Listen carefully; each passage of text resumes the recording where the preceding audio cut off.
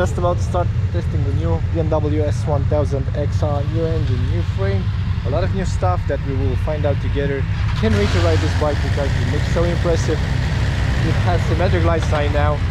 Let's get it on the street. What do you say, huh? Let's go.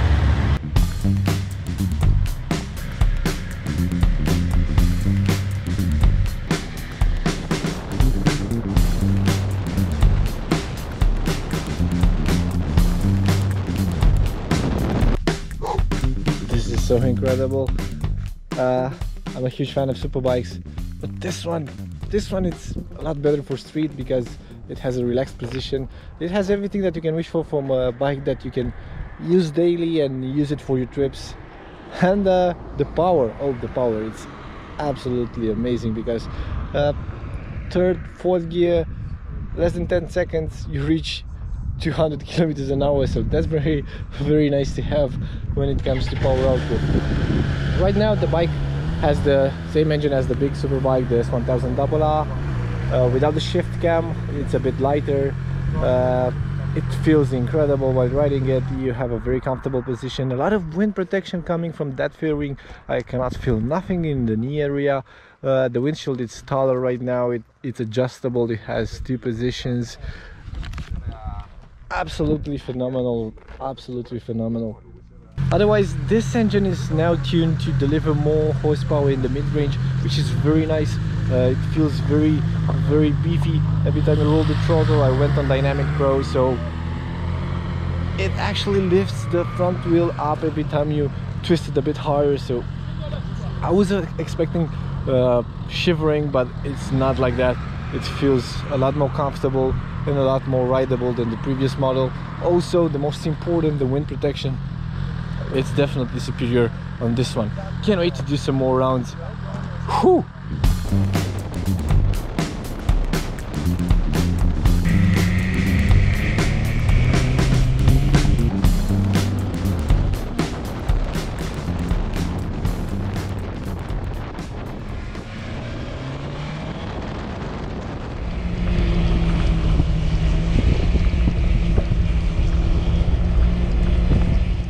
I'm not allowed to say that we went very fast. In typical customer spec, we're 10 kilograms lighter than the predecessor, despite adding a lot more in the standard trim. Also in adding new technology like the LED lights or TFT display, which actually add weight. But we try to really save weight everywhere. The engine itself, it's 5 kilograms lighter than the old one. The wheels, so rotational mass, is 1.8 kilograms lighter. Cast wheel, standard wheel to cast wheel, standard wheel. The M forged wheels that you were riding, the rim itself, it's lighter, but on the other side, these are the track day wheels we took over from the RR, so they actually have thicker brake discs, which on the scale add weight again. So just it's close to the same weight. The weight is the same, but the inertia is different because you have more weight in the inner side of the wheel, and on the outside the rim is a little bit lighter, which adds agility. Yeah, so they help turning the bike faster. Exactly. I have to admit, didn't felt any vibrations through the handlebars, which is very nice.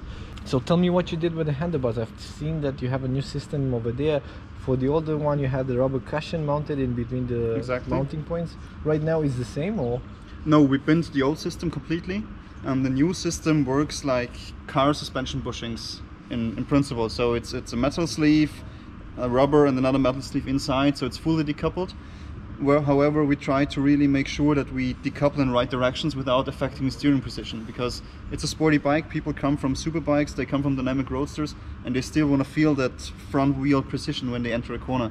So what else did you borrow from the GS? Because I see the pocket over here for the cards and the IDs. Toll cards, yeah. I usually ride in full leather, and I don't wanna. I hate backpacks. So if I go for a longer trip, you know, through like Dolomites or just any random alpine trip, the weather can change very quickly, and I just want to have a small rain jacket with me without carrying it in my backpack. So you have it over here in this bike?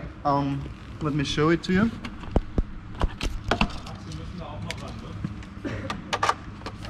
So underneath here you got a 1.8 liter storage for my rain jacket.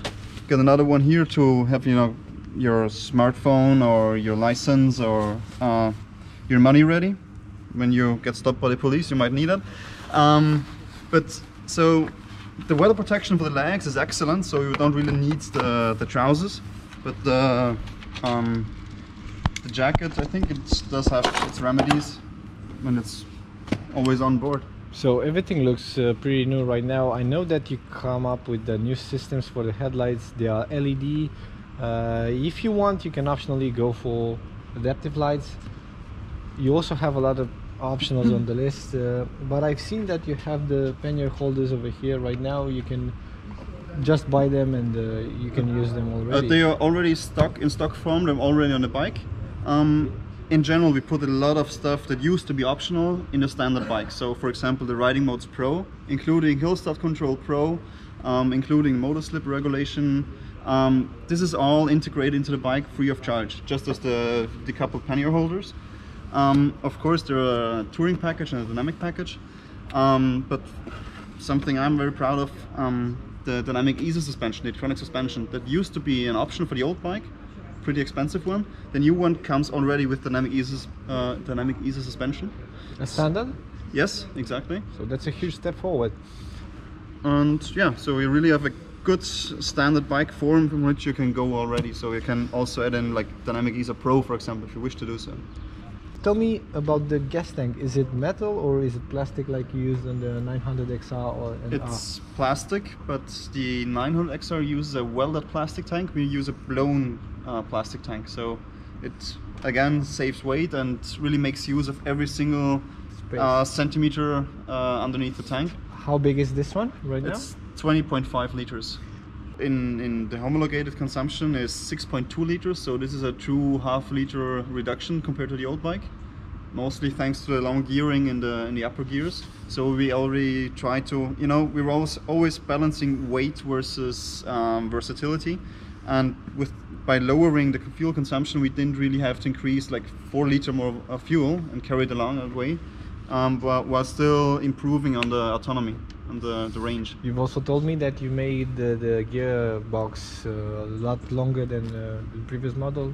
8%, 10% longer? It's 8% in the 6th gear, 4% in the 5th, and 2 in the 4th. So it's a very steady rise and not a sudden increase like an overdrive gearbox or something like that. The goal was to remain the sportiest offering in the segment, so we need that power and we need the fun. I don't think anybody who has ridden the bike actually misses the shift cam. By removing the shift cam, we tried to really gain even more torque in the mid-range. I think you have noticed it. Yeah. So we could it allowed us to optimize all the headers for lower ref ranges. It allowed us to optimize the airbox for lower ref ranges. And this makes just for a mind-blowing, fast accelerating bike. But on the same side, on the other hand, we try to increase the range between sportiness and the touring comfort. Yeah, and also you have to keep the costs at a level because maybe the additional system will cost a lot. Yeah, but right now the bike is around 16,000 euros in Germany. 16,950. Okay, so I mean, you could of course have added the shift cam system, but I don't think in the ref ranges where people actually use that bike it will have a benefit. If you look at the torque curves, we actually have up to 10% more torque. If we added it, the additional cost would of course mean also higher retail price for the bike. I'm a bit unhappy because I don't get to ride this bike some more. Thank you a lot for this interview, and hopefully we can speak some more tonight. Thank you. It was a pleasure.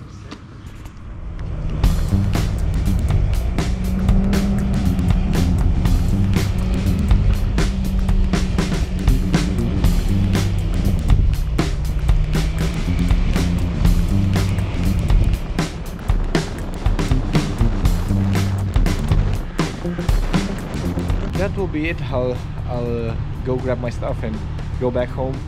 Till next time, don't forget to subscribe for more videos like this one. See you.